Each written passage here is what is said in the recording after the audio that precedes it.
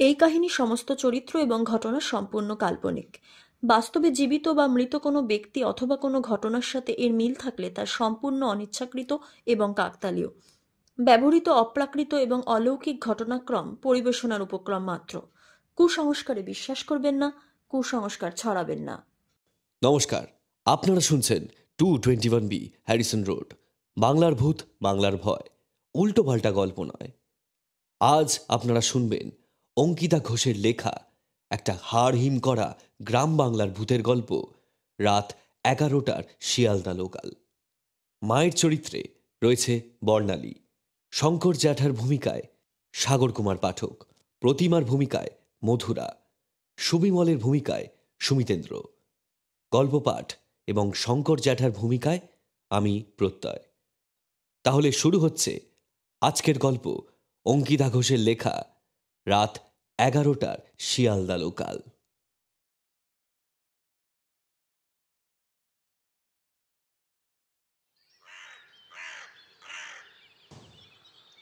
সবে বাড়ি থেকে বেরোচ্ছি, এমন সময় কোত্থেকে একটা কালো বিড়াল রাস্তা কেটে দিয়ে চলে গেল।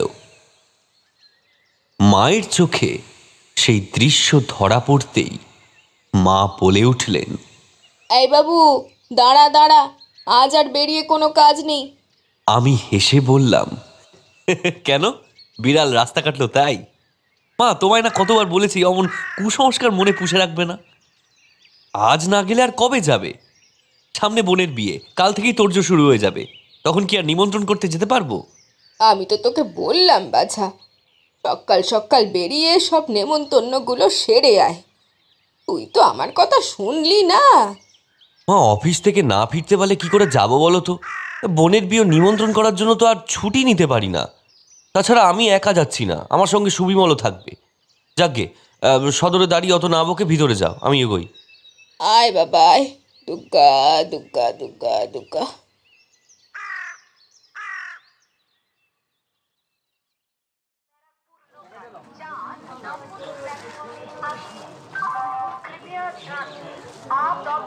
আমার বাড়ি শিয়ালদহের কাছেই, তাই স্টেশন পৌঁছতে সময় লাগলো না। তবে সুবিমলের জন্য আমায় অপেক্ষা করতে হলো। সুবিমল সেন আমার পাড়াতুতো ভাই, আগে আমার পাড়াতেই থাকতো, কিন্তু খুব সম্প্রতি কেষ্টপুরে পরিবার সমেত শিফট করেছে। তবুও আমার সঙ্গে ওর সম্পর্কটা রয়ে গেছে। ছুটির দিনে আজও আমরা কফি হাউসে বসে আড্ডা দিই। পাড়ার সব ব্যাপারে সুবিমল এখনো রীতিমতো অ্যাক্টিভ। সুবিমল কলকাতারই একটা নামী কলেজের ছাত্র, তবে পড়াশোনার চেয়ে রাজনীতিতেই তার অধিক ঝোঁক। এই কথাটা সুবিমলকে বললেই সে খ্যাঁক করে উঠে বলতো, অমলদা, রাজনীতি করতে গেলেও বিস্তর পড়াশোনা করতে হয়। তোমরা ওসব বুঝবে না বলে এইসব নিয়ে হাসি ঠাট্টা করো, জানো তো। তবুও ওকে নিয়ে ঠাট্টা করতে আমার বেজায় ভালো লাগতো। আর যে যাই বলুক, সুবিমল আমাকে ভীষণ ভালোবাসত। আজও তাই আমার এক ডাকাতেই সে আমার সাথে বারাসাত যেতে রাজি হয়ে গেল। এই যে এতক্ষণে বাবুর দেখা পেলাম। খাদির পাঞ্জাবি পাজামা পরে, কাঁধে শান্তিনিকেতনী ব্যাগ ঝুলিয়ে, হাসি হাসি মুখে আমার দিকে এগিয়ে আসছে সুবিমল। আমি হেসে বললাম, কিরে ভাই, এত দেরি হলো যে? সুবিমল কান ধরে অপরাধীর ন্যায় বলে উঠল, আজ নন্দনের দিকে একটা মিটিং ছিল, তাই লেট হয়ে গেল। ওই মিটিং মিছিলি করে যা তুই। যাক, চল চল, তাড়াতাড়ি চল, আর দেরি করলে কিন্তু ফিরতে ফিরতেও রাত হয়ে যাবে। টিকিট কেটে প্ল্যাটফর্মে পৌঁছে আর ট্রেনের জন্য অপেক্ষা করতে হলো না। ঘড়ি তখন জানান দিচ্ছে সন্ধ্যা 6:30। ট্রেনে তখন রীতিমতো ভিড়।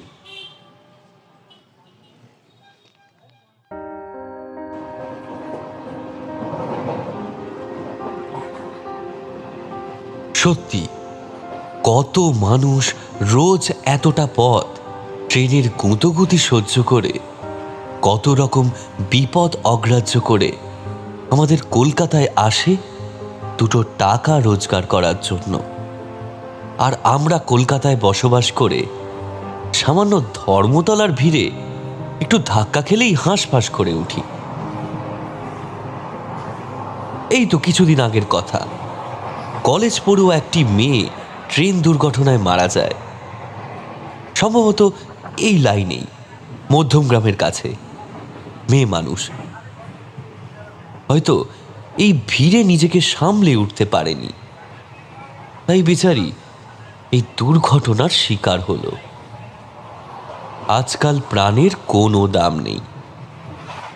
ওই খানিক হয়তো কাগজে লেখালেখি হবে, চায়ের দোকানের আড্ডায় কিংবা ক্যারাম খেলতে খেলতে খানিক আলোচনা হবে, কিন্তু তারপর সব চুপ। এইসব ভাবলেও খারাপ লাগে। ট্রেন মধ্যমগ্রাম পেরিয়ে হৃদয়পুরের কাছে আসতেই কামরা সামান্য খালি হলো। দু চারটে ফাঁকা বসার সিটও তখন জল করে আমাদের দিকে তাকিয়ে রয়েছে। কিন্তু আর কি লাভ, হৃদয়পুরের পরের স্টেশনই তো বারাসাত।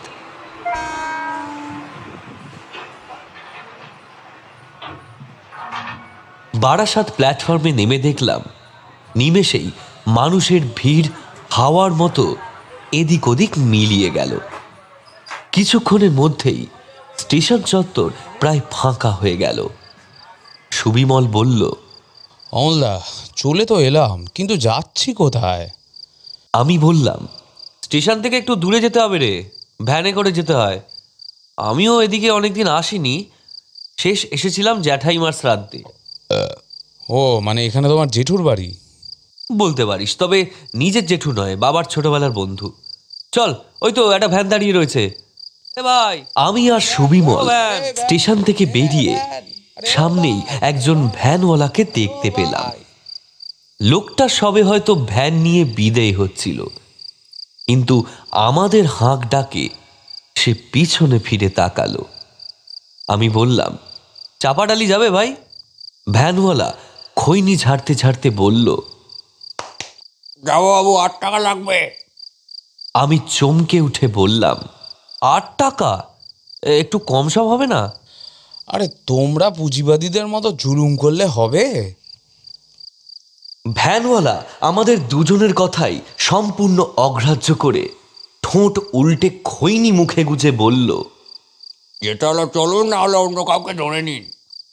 আশেপাশে একটাও ভ্যান নেই দেখে লোকটার দিকেই অসহায়ভাবে তাকিয়ে রইলাম। লোকটা বলল, চাপাডালি থেকে ফিরবেন কি করে? এখান থেকে রাতের বেলা আর ভ্যান পাওয়া যায় না। এক কাজ করুন, আমার 14 টাকা দিন, আমি আপনাদের চাপাডালি নিয়ে যাব। আবার আপনাদের কাজ শেষ হলে এই স্টেশন ছেড়ে দিয়ে যাবো। অগত্যা এতেই রাজি হয়ে গেলাম। দুজনে উঠে বসলাম ভ্যানে।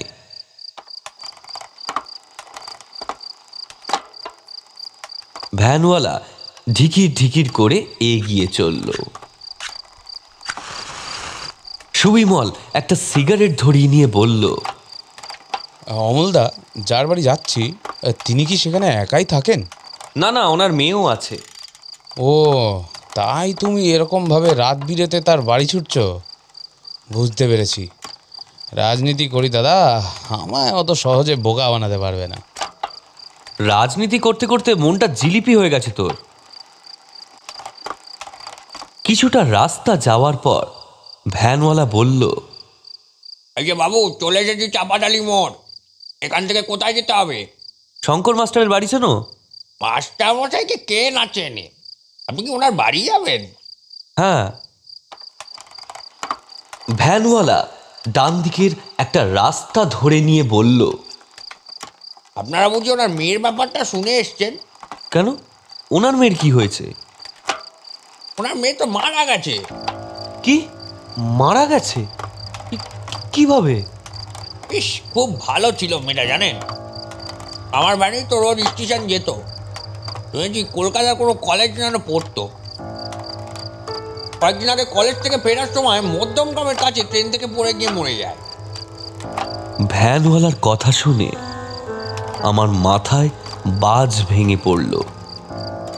তার মানে মধ্যম গ্রামে যে অ্যাক্সিডেন্টের কথা আমি কাগজে পড়েছিলাম, সেই অ্যাক্সিডেন্টে প্রতিমার মৃত্যু হয়েছিল। আমার মনটা ভারী হয়ে গেল। সত্যি ওরকম দৃঢ় চিত্ত মেয়ে আমি আগে কখনো দেখিনি। আজও মনে পড়ে, বাবা সব সময় বলতেন যে উনি প্রতিমার মতো মেয়েকেই বৌমা করে আমাদের বাড়িতে আনবেন। কিন্তু ঘটনাচক্রে বাবা অনেক আগেই মারা যান। তার সেই ইচ্ছে সফল হয়নি এবং আর হবেও না।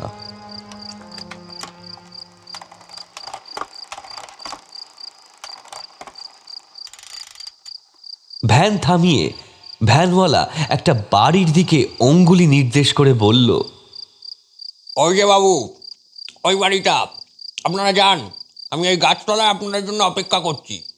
আমি ভ্যান থেকে নেমে দেখলাম সুবিমল এক দৃষ্টে রাস্তার দিকে তাকিয়ে যেন কোনো একটা গভীর চিন্তায় ডুবে রয়েছে। আমি ওর কাঁধ ঝাঁকিয়ে বললাম, আরে এই সুবিমল, কিরে নামবি না নাকি? হ্যাঁ হ্যাঁ, চলো চলো। আমার কথায় চমক ভাঙল সুবিমলের। আমরা এগিয়ে গেলাম শঙ্কর মাস্টারের ছিমছাম একতলা বাড়ির দিকে। খড়খড়ি দেওয়া জানালা দিয়ে বেরিয়ে আসছে সামান্য আলোর রেখা। বাড়ির ভিতরে সম্ভবত ছোট লণ্ঠন বা হ্যারিকেন জাতীয় কিছু একটা জ্বলছে। আমরা বাড়ির সামনে গিয়ে কড়া নাড়লাম। ভিতর থেকে সাথে সাথেই একজন বৃদ্ধের কণ্ঠ ভেসে এলো। আমি বললাম, আমি অমলেন্দু পাল। আগে আমি অসিত পালের ছেলে, কলকাতা থেকে এসেছি। দরজা খুললেন একজন বৃদ্ধ। ভদ্রলোককে দেখেই আমি চিনতে পারলাম, এই হলেন আমার বাবার ছোটবেলার বন্ধু শঙ্কর চৌধুরী। আমি পায়ে হাত দিয়ে প্রণাম করে জিজ্ঞাসা করলাম, চিনতে পারছেন জ্যাঠামশাই?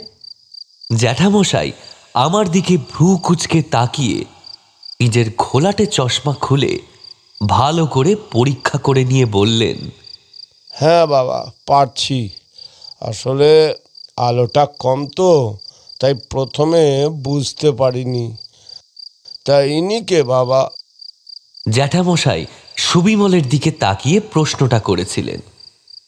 আমি বললাম, ও আমার বন্ধু সুবিমল। জ্যাঠামশাই আমাদের দুজনকে নিজের ঘরে নিয়ে গিয়ে দুটো বেতের মোড়া এগিয়ে দিলেন। আমরা বসলাম। জ্যাঠামশাই আমাদের সামনে একটা তক্তায় গিয়ে বসলেন। ঘরে টিমটিম করে একটা লম্ফ জ্বলছে। আসবাব বলতে একটা কাঠের তক্তা, দুটো মোড়া আর একটা আলমারি। চটা ওঠা দেওয়ালে একটা মা কালীর ফটোওয়ালা ক্যালেন্ডার ঝোলানো। তক্তার একপাশে জড়ো করে রাখা আছে মশারি। বালিশের কাছে একটা মোটা বই রয়েছে। তার এক জায়গায় একটা পেন্সিল ঢুকিয়ে রাখা দেখেই বোঝা যাচ্ছে আমাদের আসার পূর্বে ভদ্রলোক ওটা পড়েছিলেন।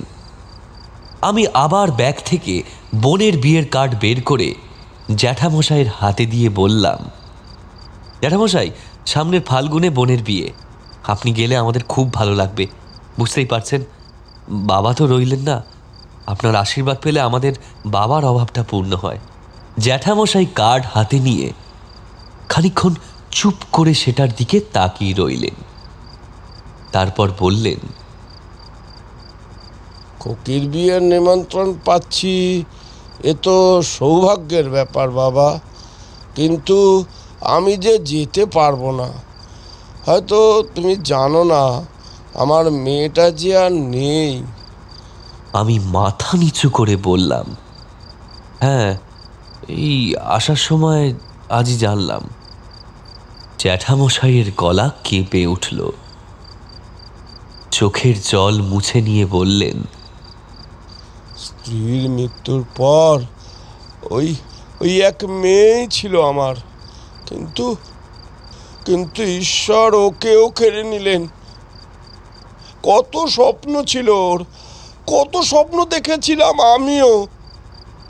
পড়াশুনো করে বড় উকিল হবে, গরিব মানুষদের সাহায্য করবে, সমাজে সমাজে দৃষ্টান্তমূলক কাজ করবে। কিন্তু জ্যাঠামশাই, কিন্তু সন্তানের মৃত্যু সান্ত্বনা দেওয়া কি সম্ভব? তাই কিছুক্ষণ আমি চুপ করে বসে রইলাম।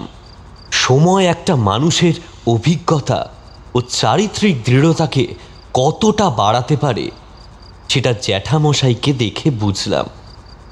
আমরা যাতে অস্বস্তিতে না পড়ি তার জন্য এত বেদনাদায়ক প্রসঙ্গটা উঠে আসার পরেও যথাসম্ভব ওনার মনের সবটুকু জোর প্রয়োগ করে আমাদের সম্পূর্ণভাবে আপ্যায়ন করলেন। দেখতে দেখতে ওঠার সময় হয়ে এলো। আমরা উঠে পড়লাম, নইলে ওদিকে আবার দেরি হয়ে যাবে। জ্যাঠামশাইকে বললাম, আজ চলি জ্যাঠামশাই, বিয়েতে পারলে অবশ্যই আসবেন, তবে আপনাকে জোর করছি না। নিশ্চয়ই বাবা, পারলে যাব বই কি, কিন্তু মনে রাখবে যেতে না পারলেও আমার আশীর্বাদ সব সময় তোমাদের সঙ্গে থাকবে। জ্যাঠামশাই, আমরা তাহলে এগোই। 11টার দিকে লাস্ট ট্রেনটা ধরতে হবে যে করেই হোক। সেটা ফেল করলে আবার ভোরের আগে কোনো ট্রেন পাবো না। আসি জ্যাঠামশাই, ভালো থাকবেন।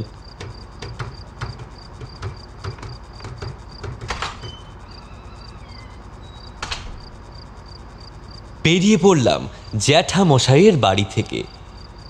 ভ্যানওয়ালা তখনও দাঁড়িয়েছিল।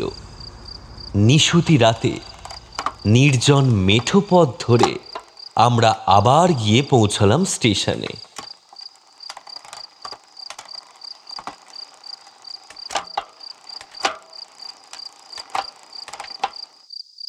ভ্যানওয়ালা ভাড়া মিটিয়ে আমরা প্ল্যাটফর্মে এসে একটা বেঞ্চে বসতে দূরে দেখলাম একটা চায়ের গুমটি তখনও খোলা আছে। সেখানে মিটমিট করে লম্ফ জ্বলছে।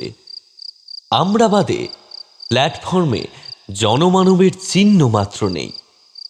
ঘড়িতে বলছে রাত 9টা বাজতে 10 মিনিট বাকি। সুবিমলকে বললাম, চল, এখনো মিনিট 10 হাতে আছে, 2 কাপ চা দিয়ে গলাটা ভেজাই।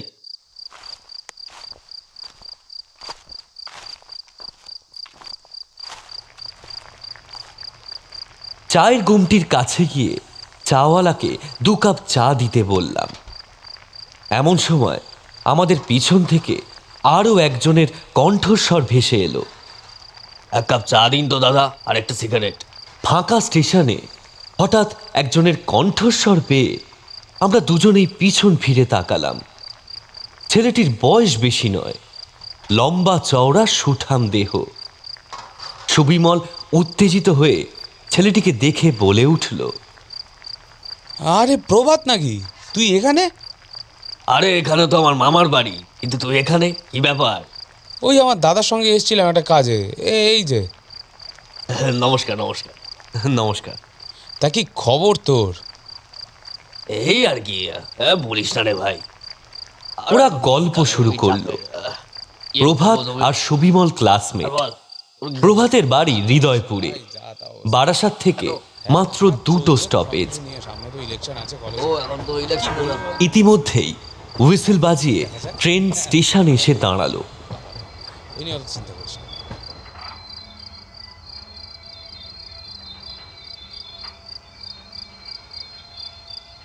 অনেক বারণ করা সত্ত্বেও প্রভাত আমাদের চা সিগারেটের টাকা নিজেই মিটিয়ে দিল। আমরা 3 জনে ট্রেনে উঠে বসলাম। কামরায় বেশি ভিড় নেই। আমি আর সুবিমল পাশাপাশি বসলাম এবং প্রভাত আমাদের নাক বরাবর সামনের সিটে।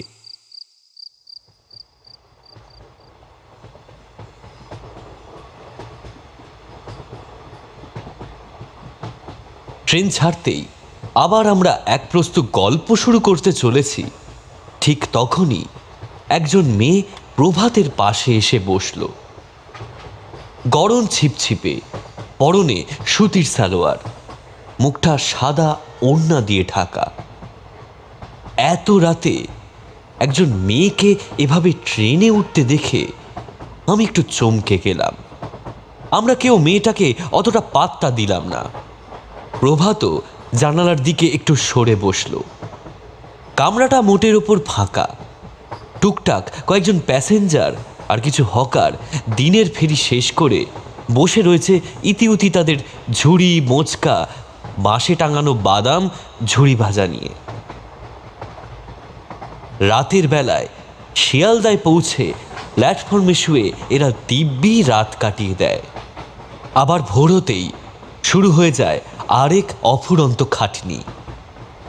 আমি দেখেছি কেউ কেউ 4টে থেকেই কেনা বেচা শুরু করে দেয়।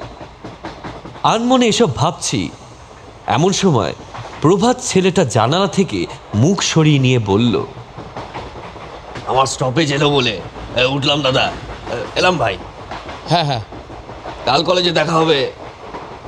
আমাদের বিদায় জানিয়ে প্রভাত ট্রেনের দরজার কাছে উঠে গিয়ে দাঁড়ালো। ওর পাশে বসে থাকা মেয়েটিও তারপর উঠে গেল। বোধহয় ওখানেই নামবে। বাইরে কেবল ঘুটঘুটে অন্ধকার ছুটে চলেছে ঊর্ধ্বশ্বাসে। লাইনের এই জায়গাটা বোধহয় একেবারে ফাঁকা। এতক্ষণ অন্ধকারের মধ্যে দু একটা যাও বা কিছু আলো টালো দেখা যাচ্ছিল, এখন আর কিছুই দেখা যাচ্ছে না।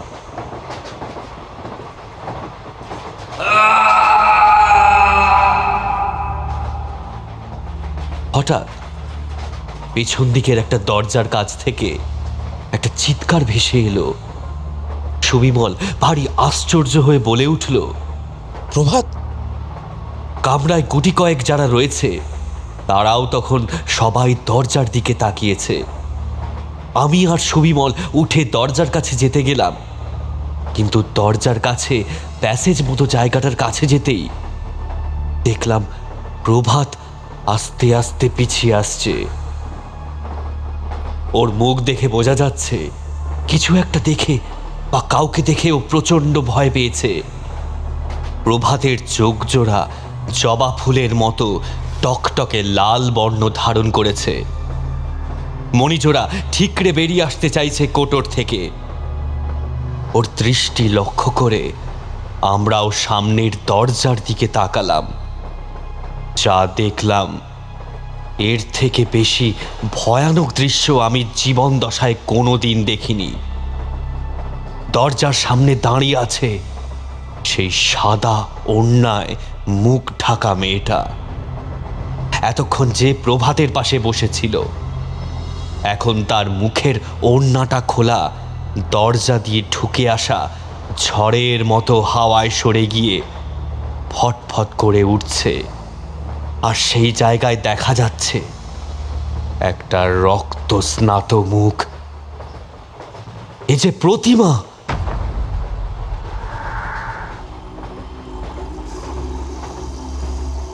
প্রতিমার সারা গায়ে ফুটে উঠেছে অজস্র ক্ষত। তার সর্বাঙ্গ হয়ে উঠেছে রক্তমাখা। ট্রেনে কাটা পড়া মানুষের কি যে ভয়ানক রূপ হতে পারে তা বলে বোঝাতে পারবো না।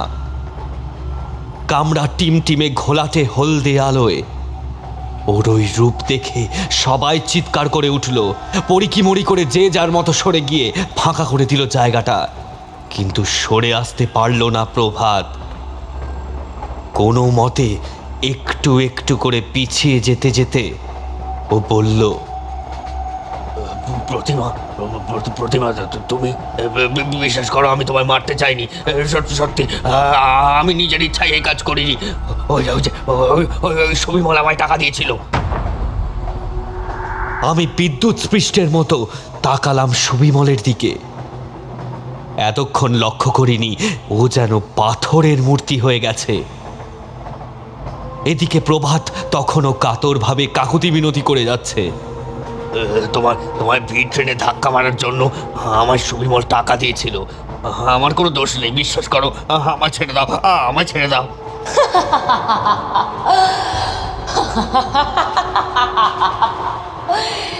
প্রতিমা পৈশাচিক কণ্ঠে হেসে উঠল, কান ফাটানো সেই হাসির শব্দ। আমি তোকে ছাড়বো বলেই তো এসেছি রে। ঠিক যেমন সেদিন তুই ইচ্ছে করেই আমার হাতটা ছেড়ে দিয়েছিলি।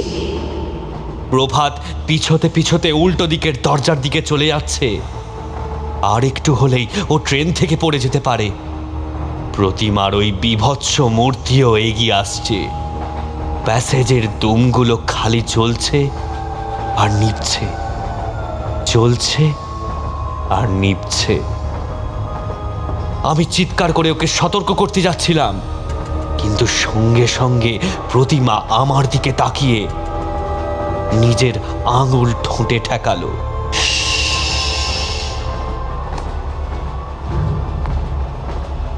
তারপর দুদিকে মাথা নাড়িয়ে আমায় ইশারা করলো। ভয়ে আমার গলা শুকিয়ে এলো।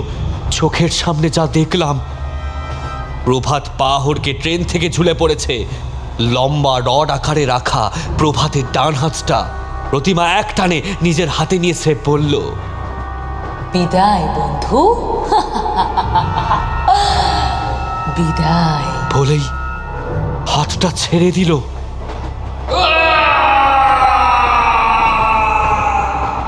প্রভাতের মরণ আর্তনাদে ট্রেনের কামরাটা কেঁপে উঠল। সবাই আমরা হাত দিয়ে নিজেদের চোখ ঢেকে ফেললাম। কম্পার্টমেন্টের সব কটা লাইট একসাথে দপদপ করে উঠল। পরক্ষণেই চোখ মেলে তাকিয়ে দেখলাম দরজার কাছে কেউ নেই।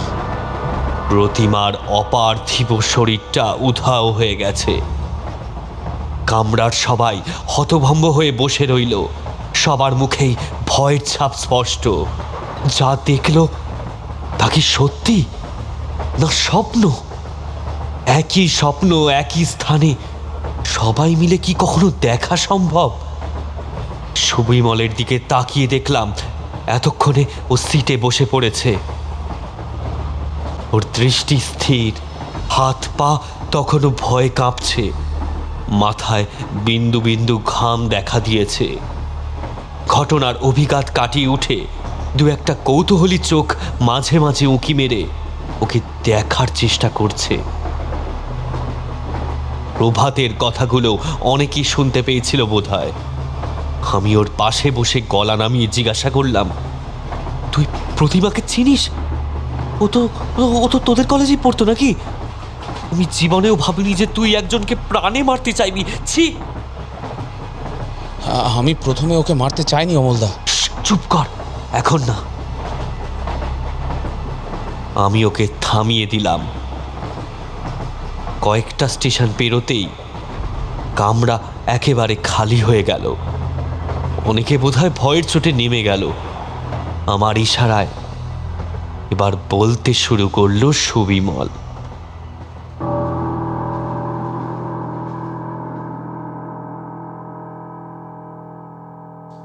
কলেজে ঢোকার পর থেকেই প্রতিমা না কলেজ পলিটিক্সে ঢুকতে শুরু করলো। ওর আসার আগে আমি ছিলাম আমাদের জিএসের ডান হাত, কিন্তু প্রতিমা আসার পর থেকেই পরিস্থিতি বদলে গেল। কলেজে সবাই মেয়েটাকে নিয়ে বাড়াবাড়ি শুরু করে দিল। মেয়েটার নলেজও ছিল, লোকজনকে সাহায্যও করতো, আউটগোয়িং ছিল, সেটা অস্বীকার করছি না। আর তেমনই ছিল ক্যারেক্টার। জুনিয়র হওয়া সত্ত্বেও দেখতে দেখতে পার্টিতে আমার ওপরে উঠতে লাগলো প্রতিমা। এই বছর কলেজ ইলেকশনসের আগে নতুন জিএস ক্যান্ডিডেটের জন্য আমরা দুজনেই পার্টি থেকে নমিনেশন পেলাম। আমাদের পার্টি জিতবে এটা জানতাম, আর হাওয়া যা বুঝলাম জিতলে ওই জিএস হবে, সোজা হিসেব। ও থাকলে আমি আর জিএস হতে পারবো না, আর পার্টিতেও আমি সেকেন্ড ইন কমান্ড হয়ে যাব। এটা কোনোদিন হতে পারে না। একটা মেয়ে দেবে বিপ্লবের নেতৃত্ব? হ্যাঁ, লেনিন, মাও, চে, কাস্ট্রো, ট্রটস্কি, স্ট্যালিন। 1917 থেকে আজ এই 87 অবধি সারা পৃথিবীতে এতগুলো দেশে আমাদের বিপ্লব হয়েছে। কোথাও কোনো একটা মেয়েকে ফোরফ্রন্টে এসে লিড করতে দেখেছো? বলতে পারবে চট করে কারোর নাম?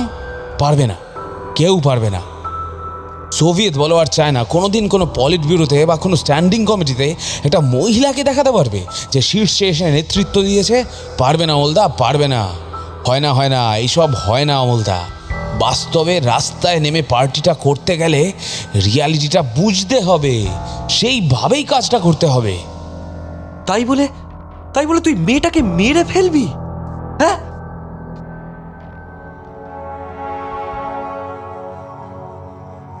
প্রভাত আর প্রতিমা একই লাইনে থাকতো। প্রভাতকে টাকা দিয়ে ফিট করলাম। ভিড় ট্রেনে ফাঁক বুঝে প্রতিমাকে ট্রেন থেকে ফেলে দিতে হবে। বারাসাত আসার আগেই রোজের মতো প্রতিমা দরজার সামনে এসে দাঁড়ালো। প্রভাত ওর পিছনে গিয়ে দাঁড়িয়েছিল সুযোগ বুঝে। ট্রেন যখন ঝড়ের গতিতে মধ্যমগ্রাম ছাড়িয়ে এগোচ্ছে, তখন প্রতিমাকে সবার অলক্ষ্যে এক ধাক্কা দিল প্রভাত। হ্যাঁ,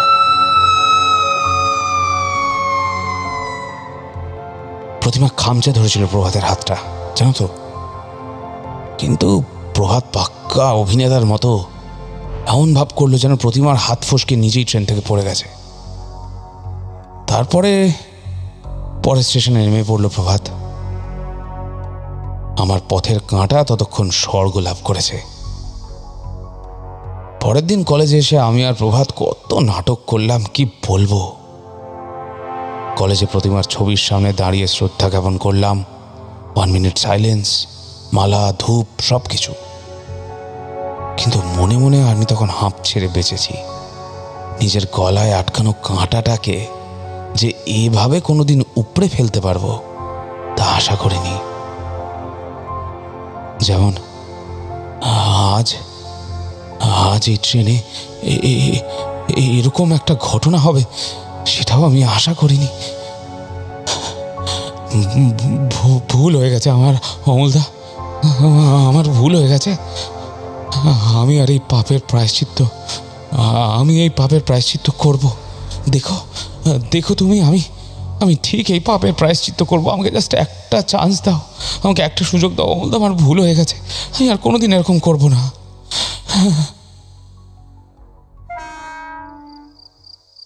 এতক্ষণে খেয়াল করলাম ট্রেন থেমে গেছে। আমরা কখন যে শিয়ালদা এসে পৌঁছেছি খেয়াল করিনি। আমার কোনো দিকেই তখন খেয়াল নেই, ভয় নেই, শুধু আছে সবিমলের প্রতি ঘৃণা। কাছের মানুষের উপর একবার ঘৃণা জন্মে গেলে তার চেয়ে তিক্ত অভিজ্ঞতা আর কিছু হয় না। আমি বললাম, আমি জানি না তোর জন্য কি শাস্তি অপেক্ষা করছে, কিন্তু এইটুকু ভগবানের কাছে আমি প্রার্থনা করব, তোর মরণও যেন ততটা যন্ত্রণায় হয় যতটা যন্ত্রণা প্রতিমা পেয়েছিল। সুবিমল চুপ করে রইল। উঠে পড়ে ট্রেন থেকে নেমে একা একাই হাঁটতে লাগলাম প্ল্যাটফর্ম ধরে। পিছনে ফিরে একটুও দেখতে ইচ্ছে করল না সুবিমলকে। কি করে যে অত রাতে বাড়ি ফিরলাম তা সত্যি মনে নেই। বাড়িতে এসেও ঘুমোতে পারলাম না। বারবার মনে পড়ছিল প্রতিমার ভয়ানক পরিণামের কথা। চোখের সামনে ভেসে উঠছিল প্রভাতের অস্বাভাবিক মৃত্যুর দৃশ্য, আর সব শেষে সুবিমলের স্বীকারোক্তি। সেই দিনের ঘটনা আমার বুকের ভিতরটা বরফের মতো জমিয়ে দিয়েছিল। আমি আর কোনো যোগাযোগ করিনি। একদিন হঠাৎই খবর পেলাম সুবিমল ট্রেনে কাটা পড়েছে। ব্যাপারটা আত্মহত্যা, খুন না অপঘাত তা জানা যায়নি। তবে সুবিমলের মৃত্যুও ঠিক মধ্যমগ্রাম ও হৃদয়পুরের মাঝে সেই রেল লাইনেই হয়েছে, যেখানে প্রতিমা ও প্রভাতের মৃত্যু হয়েছিল।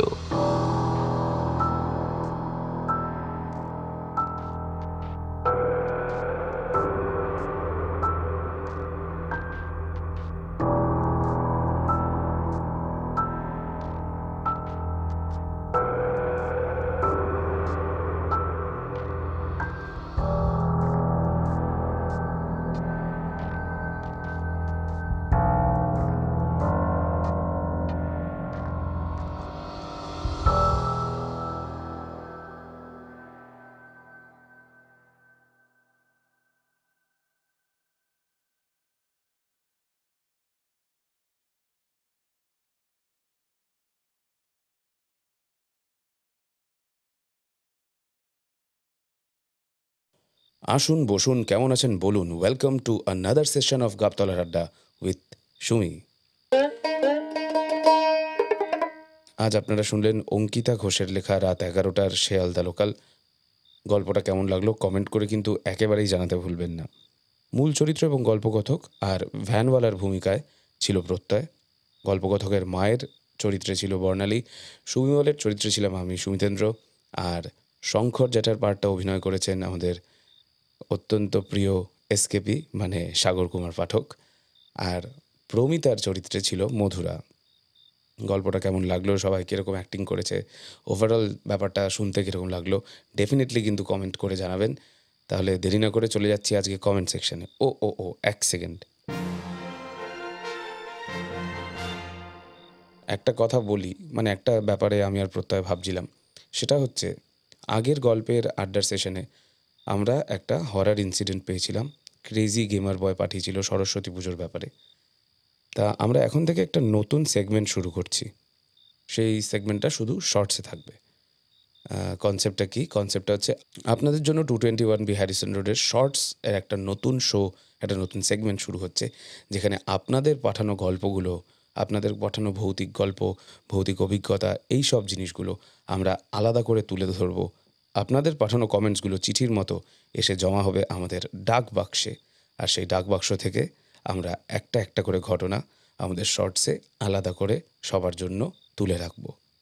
তাহলে আজকে থেকেই বা কালকে থেকেই একটা নতুন সেগমেন্ট, একটা শর্টস সেগমেন্ট শুরু হচ্ছে আমাদের 221B হ্যারিসন রোডের তালদিঘির ডাকবাক্স বা ডাকবাক্স।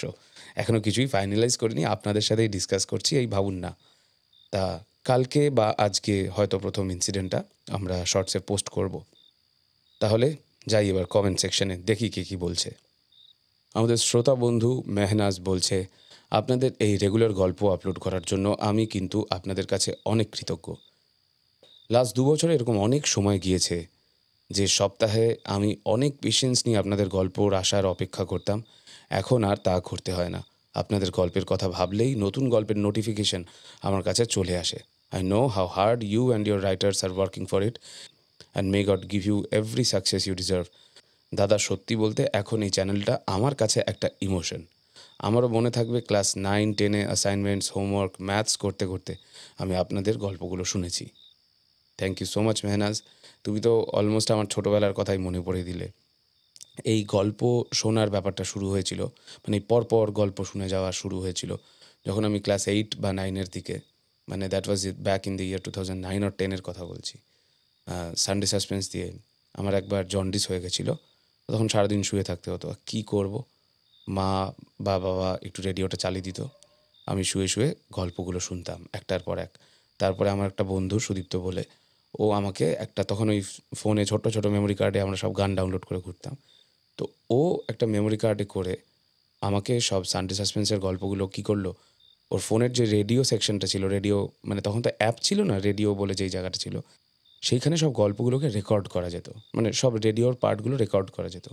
ওরকম রেকর্ড করে করে জমিয়েছিল আর আমাকে এসে দিয়েছিল প্রায় 30-40টা গল্প। আর আমি একটানা সেই গল্প রিপিটে শুনে যেতাম পর পর পর পর, এরকমভাবে শুনেছি। তারপরে অনলাইনে সেগুলো বুটলেগ করা হতো, আপলোড হতো, মানে অনেকে করতো, সেগুলো ডাউনলোড করতাম, শুনতাম। শুনতে তো হবেই যেইভাবেই হোক। এখন তো ইউটিউবে চলে এসছে, আর কোনো সমস্যাই হয় না। আমারও কিন্তু তোমার এই কমেন্টটা পড়ে সেই দিনগুলোর কথা মনে পড়ে গেল। খুব ভালো লাগলো, ভালো থেকো। আমাদের মেম্বার তারকনাথ দোলাই বলছে, দাদা আমি পূর্ব মেদিনীপুর জেলার পাঁশকুড়া থেকে বলছি, আপনাদের গল্প খুব খুব ভালো লাগে। এত সুন্দর সহজ ভাষায় গল্পগুলো খুব ভালো লাগে শুনতে। আমার জীবনের কিছু বাস্তব সত্য ঘটনা পরে কোনো একদিন শেয়ার করব আপনাদের সঙ্গে। ধন্যবাদ, সবাই ভালো থাকবেন। একদম শেয়ার করো, কমেন্ট সেকশনে সিম্পলভাবে লিখে দাও, একদম যেইভাবে তুমি ভাবো তোমার বন্ধুদেরকে বলছো, কারণ এখানে তোমার মতো বাকি সব শ্রোতারা তোমার বন্ধু এবং আমরাও তোমার বন্ধু। তো ভাবো আমরা সবাই মিলে বসে আড্ডা মারছি আর তুমি আমাদেরকে একটা ভূতের গল্প বলছো। এইভাবেই তোমার ঘটনাগুলোকে সিম্পলি কমেন্টসে লিখে দাও। আর কমেন্টসের ওপরে এবার থেকে যারা রিয়েল ইনসিডেন্টস পাঠাতে চাইছো, তারা কমেন্টসের ওপরে বড় বড় করে অল ক্যাপসে লিখে দেবে ডাক বাক্স, that is DAK space BAKSHOW। ঠিক আছে? তাহলে আমরা ইজিলি সেটা স্পট করতে পারবো আর তোমার কমেন্টটাকে তুলে রাখতে পারবো আমাদের এই শোগুলোর জন্য। শর্টসের শোটা তো বললামই যে তোমাদের ইনসিডেন্টগুলো নিয়েই একটা শো হবে। এটা কিন্তু তোমাদেরই লেখা, তোমাদের শো, এন্টায়ারলি সাবস্ক্রাইবারদের লেখা হবে। এর মধ্যে আমরা কিছু ইন্টারফেয়ার করব না। হ্যাঁ, একটু মডিফাই করে নেব যাতে বলতে সুবিধা হয়, সেগুলো আমরা করে নেব। বাট তোমরা তোমাদের লেখাগুলো পাঠাও, তোমাদের ক্রেডিটস দিয়ে, তোমাদের নাম দিয়েই প্রত্যেকটা শর্টসে সেগুলো এবার থেকে পাবলিশ করা হবে। আমাদের মেম্বার রাকেশ ঘোষ 3567 বলছে, শ্মশানেই সবশেষ পার্ট 2 সব থেকে বেস্ট, দারুণ গল্প। কম করে 20 বার শুনেছি ওই পার্টটা। লাস্টে যখন মাস্টারের সাথে তার দাদুর কথা হবে, ওই জায়গাটা উফ, নিজের দাদুর কথা মনে পড়ে যাচ্ছিল। যাই হোক দাদা, 221B হ্যারিসন রোডের খুব বড় ফ্যান আমি। 1 বছরের মধ্যে তোমাদের সবগুলো গল্প শুনে নিয়েছি। ড্রাইভ করতে করতে, জিম করতে করতে, কাজ করতে করতে তোমাদের গল্পগুলো শুনি। ওটা আমার কাছে একটা অক্সিজেনের মতো হয়ে গেছে। চালিয়ে যাও, পাশে আছি। Thank you Rakesh, thank you so much. খুব ভালো লাগলো যে তুমি আমাদের একটা ওই পার্টটা এনজয় করেছিলে। ওই পার্টটা লিখেছিলাম আমি নিজে, হট করে একটা হরার সিনের মধ্যে মাথায় এসেছিলো, ঢুকিয়ে দিয়েছিলাম এরকমভাবে। আর গল্পটা মোস্ট প্রবলি আমাকে মানে লিখেছিলাম আমরা দুজন মিলে, আমি আর সুকান্ত দাস। ওর অনেক গল্প আমাদের চ্যানেলে আছে, তোমরা ডেফিনেটলি শুনো। আর থ্যাংক ইউ সো মাচ আমাদেরকে এইভাবে সাপোর্ট করার জন্য। খুব ভালো লাগলো কমেন্টটা। আর তোমরা সবাই কি মনে করছো, তোমরা কিছু আর পরে কমেন্টে যাওয়ার আগে একটা কথা বলি। মানে আমি সবাইকে বলেছিলাম যে তোমরা কিছু দেখলে যে যাতে প্রাইভেসি নষ্ট না করে একটা চ্যাট রুম তৈরি করা যায়। আমি কিন্তু একটা খুঁজে পেয়েছি, আর সেটা হচ্ছে ডিসকর্ড, DISCORD। তোমরা যদি বলো তাহলে সেখানে কিন্তু আমরা একটা এরকম মেম্বার্সদের জন্য একটা আলাদা চ্যাট রুম আর সাবস্ক্রাইবার সবার জন্য একটা চ্যাট রুম ক্রিয়েট করতে পারি, ইফ ইউ ওয়ান্ট। চলে যাচ্ছি পরের কমেন্টে। হ্যালো, আমি আকাশ, আমার বাড়ি হাজারদুয়ারির কাছেই। দাদা, তোমাদের এই স্টোরি আমি অনেক দিন ধরে শুনি, তাও প্রায় 3 বছর ধরে। কিন্তু আমি শুধু ইউটিউবে গিয়ে 221B হ্যারিসন রোড সার্চ করে শুনি। কমেন্ট করা হয় না, কিছু মনে করো না দাদা। আমার গ্রামের নাম টিয়াডাঙ্গা। ওয়াও, খুব ভালো লাগলো। আমি এক্ষুনি এটা নোট করব। আমাদের স্টেশনের নাম আজিমগঞ্জ। আচ্ছা, আজিমগঞ্জের কাছে একটা মানে একটা জায়গায় আমি গেছিলাম, বাড়িকোঠি বলে একটা জায়গা, খুব সুন্দর সেটা। আজিমগঞ্জ স্টেশন হচ্ছে মানে একদম বোধহয় ভাগীরথীর ওপারে, মানে এপারে হাজারদুয়ারি মুর্শিদাবাদ, ওপারেই বোধহয় আজিমগঞ্জ পড়ে, if I am not wrong, মানে ভুল হতেও পারে। আর আচ্ছা, going back to the comment, আর একটা কথা বলে রাখি, আর এই আজিমগঞ্জ নিয়ে তোমাদের একটা গল্প শুনেছি। আমি জানি না দাদা আমার এই কমেন্টটা তোমাদের কাছে পৌঁছবে কি না। যদি পৌঁছয় তাহলে আমি খুবই আনন্দিত হব। দাদা, পারলে আমার এই ছোট্ট গ্রামটা একবার ঘুরে যাও, আর আমার এই গ্রাম নিয়ে একটা গল্প লেখো। আর কিছু বললাম না। 221B হ্যারিসন রোড মানে এক আলাদা জগৎ, এক আলাদা মায়া। এই লাস্টের লাইনটা কিন্তু মারাত্মক লাগলো। মানে আমি কমেন্টের ব্যাপারে আরও বলছি, কিন্তু মানে এটা লিটারালি আমাদের একটা ট্যাগলাইন হয়ে যেতে পারে। এক আলাদা জগৎ, এক আলাদা মায়া। ফ্যান্টাস্টিক, খুব সুন্দর লাগলো। আর থ্যাংক ইউ, খুব ভালো লাগলো। আর তোমার গ্রামের নামটা স্পেশালি খুব সুন্দর। আমরা যদি পারি তাহলে ডেফিনেটলি যাব, সেটার জন্য একটু প্ল্যান প্রোগ্রাম করতে হবে। আর চেষ্টা করবো বর্ষাকাল বা শীতকালে যদি পারি তাহলে একবার গিয়ে তোমার গ্রাম থেকে ঘুরে আসার। আমি যাব, প্রত্যয় যাব, ডেফিনেটলি যাওয়ার চেষ্টা করব। তুমি আমাদের সাথে যোগাযোগ রেখো, এবং সেখানে গেলে তোমার সাথে কিভাবে যোগাযোগ করব সেটাও যদি জানাতে পারো খুব ভালো লাগবে। খুব ভালো থেকো দেবব্রত। কমেন্টটা পড়ার আগেই প্রথমে ইউজার নেমটার কথা বলি, দারুণ লেগেছে আমার, চাকরিজীবী, জব ওয়ালাগাই। তা সে বলছে তোমাদের গল্প সানডে সাসপেন্সের থেকেও বেশি ভালো লাগে। সব কটা গল্প শুনি আর অপেক্ষা করে থাকি নতুন গল্পের জন্য। দারুণ দারুণ দারুণ। তোমাদের চ্যানেলে আমার লেখা একটা গল্প পাঠিয়েছিলাম গল্প লেখক প্রতিযোগিতায়, তার ফলাফল কি হলো জানতে পারলাম না। আমার লেখা গল্পটা যদি প্রকাশ করেন খুব ভালো লাগবে। ভালোবাসা নিও এবং এইভাবেই এগিয়ে যেও। অ্যাকচুয়ালি ব্যাপারটা বলছি কি হয়েছে চাকরিজীবী বাবু।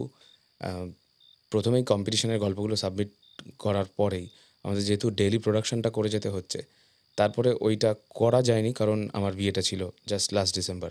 আর তারপরে সব অথাররা বাকি সবাই এখন ব্যস্ত হয়ে পড়েছে বইমেলা নিয়ে। এখন বইমেলা চলছে, তার বইমেলাতে স্টল নাম্বার আপনাদের সবাইকে বলেছি, স্টল নাম্বার 628 কথোপকথন প্রোডাকশনসের স্টলে ডেফিনেটলি যদি বইমেলা যান তাহলে ভিজিট করবেন, এবং সেখানে গিয়ে লেখিকা দেবশ্রী ভট্টাচার্য এবং সাগর কুমার পাঠকের বইগুলো সংগ্রহ করতে কিন্তু একদম ভুলবেন না। আবার বলে দিচ্ছি, যারা যারা আজকে কালকে বইমেলা যাচ্ছেন তারা ডেফিনেটলি গিয়ে স্টল নাম্বার 628 ভিজিট করবেন। 7 নম্বর আর 9 নম্বর গেট দিয়ে ঢুকলে একদম কাছে পড়ে জায়গাটা। হ্যাঁ, ওকে, তাহলে চলে যাচ্ছি পরের কমেন্টে। আমাদের কাছেই শ্রীরামপুর থেকে most probably, if I am not রং, দেবশ্রী ঘোষ বলছে, সাব্বাস সুমিতেন্দ্র, দারুণ লেখনী, সাথে প্রতিবারের মতোই ফাটাফাটি উপস্থাপনা, গল্পের মধ্যেই নীতিবোধ জাগুক সকলের মনে। বাই দ্য ওয়ে, মাতাল অবস্থায় বিড়ি ধরানো আর পরিশেষে চাকলাদার বলার মুহূর্তগুলো জাস্ট অসাধারণ বস। শ্রীরামপুর থেকে দেবশ্রী। ও, এটা কমেন্টের শেষে লেখাই আছে, সরি বেশি পাকামো করে ফেললাম শুরুর দিকে, বাট থ্যাংক ইউ দেবশ্রী, খুব ভালো লাগলো তোমার কমেন্টটা পড়ে। চেষ্টা করছি মাঝে মধ্যে নিজে একটু লেখার, যাতে বেশি বেশি করে কন্টেন্ট তোমাদের জন্য আনতে পারি। চেষ্টা করছি, আশা করি যখন তোমাদের নতুন নতুন লিখছি এমনটা নয়, এর আগে লিখেছি, তালদিঘির প্রথম 2টো এপিসোড লিখেছিলাম, এই চ্যানেলের প্রথম গল্পটা আমি লিখেছিলাম। তো আমি লিখি, আমি আর প্রত্যয় বসে ডিসকাস করি এক একটা টপিক নিয়ে, তারপরে আমি ওটা লিখে ফেলি চট করে। তা ব্যাপারটা হচ্ছে যে এবার থেকে হয়তো আরও বেশি বেশি করে লেখার চেষ্টা করব তোমাদের জন্যই। তোমাদের আশীর্বাদ, তোমাদের ভালোবাসা, তোমাদের ক্রিটিসিজম পেলে এইভাবে আশা করি আরও এগিয়ে যাব। খুব ভালো থেকো। আমাদের মেম্বার নবনীতা বোস বলছে, শীতকালের সেই রাত গল্পটার সেকেন্ড পার্টের জন্য অপেক্ষায় রইলাম। এই কমেন্টটা যদিও একটু পুরনো, তবে গল্পটা চলে এসছে এবং আশা করি আপনি শুনেছেন। তারপরে moving on with the comment. আর টেলিগ্রামে আমার কোনো অসুবিধা নেই। আচ্ছা, একটা ছোট্ট ঘটনা শেয়ার করি। একবার দুর্গাপুজোর সময় আমি আমার বাবার সাথে কাকার বাড়ি গিয়েছিলাম। বেশ সন্ধে হয়ে গেছিল, আর কাকার বাড়িটা এমন জায়গায় ছিল যে সেইখানটাতে কোনো পুজো হতো না, তাই এলাকাটা বেশ অন্ধকার থাকতো। যখন আমরা সেখানে পৌঁছাই তখন দেখি বাড়িটাও কেমন নিঝুম। কয়েকবার ডাকাডাকির পর কেউ সাড়া না দেওয়ায় আমি আর বাবা মনে করে নিলাম বাড়িতে কেউ নেই। ফিরেই যাচ্ছিলাম, সেই মুহূর্তে ভেতর থেকে কে যেন বলে উঠল, ওরা কেউ বাড়ি নেই। গলাটা কোনো বয়স্কা মানুষের ছিল। এরকম বয়সের একমাত্র আমার কাকার শাশুড়ি ছাড়া আর কেউ তো ছিল না। আমাদের কেমন একটু সন্দেহ হলো, কিন্তু কেউ দরজা খুলল না দেখে বেশি মাথা না ঘামিয়ে আমি আর বাবা চলে এলাম। বাড়ি ফিরে দেখি আশ্চর্য, ওরাই তো আমাদের বাড়িতে এসে বসে আছে। কাকা কাকিমাকে জিজ্ঞাসা করায় যে ওদের বাড়িতে কে আছে, ওরা আশ্চর্য হয়ে বলল, কই কেউ তো নেই, দরজা তো লক করা। এই ব্যাপারটা আমি আমার বাবা আজও উদ্ধার করতে পারিনি। খুব সুন্দর লাগলো ইনসিডেন্টটা। এই ইনসিডেন্টটা পাঠিয়েছে নবনীতা বোস, আমাদের মেম্বার।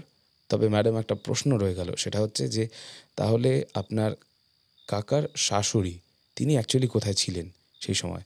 এটা যদি আমাদেরকে জানাতেন খুব ভালো লাগতো। নবনীতা দির পাঠানো এই ছোট্ট ইনসিডেন্টটা চলে যাচ্ছে আমাদের নতুন শর্টস সেকশন ডাক বাক্সর ভেতরে। আপনারা মাঝে মধ্যেই আমাদের চ্যানেলের পেজটা খুলে শর্টসটা চেক করবেন। কাল থেকে মোস্ট প্রবাবলি এই সিরিজটা শুরু হয়ে যাবে। তারপর দেখবো কীরকম দিতে পারি। অ্যাটলিস্ট উইকে একটা তো দেবই। তাহলে আর দেরি না করে আজ ফটিকের দোকান থেকে উঠে পড়ি, একটু বাড়ি যেতে হবে তো। দেখা হচ্ছে খুব তাড়াতাড়ি। Till then, keep listening to 221B Harrison road. বাংলার ভূত বাংলার ভয়, উল্টো পাল্টা গল্প নয়।